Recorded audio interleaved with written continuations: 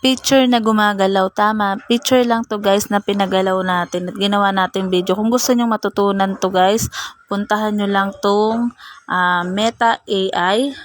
Kung wala pa kayo na to, i-download nyo na dahil magandang pang edit to ng mga pictures at pwedeng ipang-upload sa ating mga reels. Pag andito na kayo guys, ay pindutin nyo lang itong tatlong guhit na ito sa taas. Pindutin ng chat.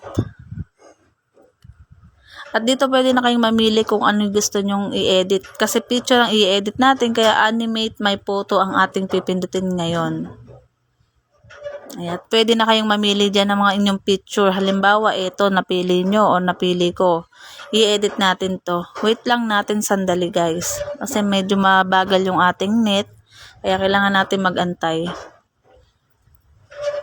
Pwede itong pang-upload sa mga reels guys kung wala kayong maisip o wala kayong video dyan na available, pwede kayong gumawa niyan. Ayan, pagagalawin yan at pwede na siya maging video. Ayan, tulad niyan, no? 'Di ba guys? Parang video talaga siya. Kaya napakagandang pang-edit na to guys. Kaya kung wala pa kayo nito, mag-download lang kayo sa Play Store at pwede na siyang gamitin. Ayan, okay na okay to pang-upload sa ating mga reels. Ganun lang guys, sana may natutunan.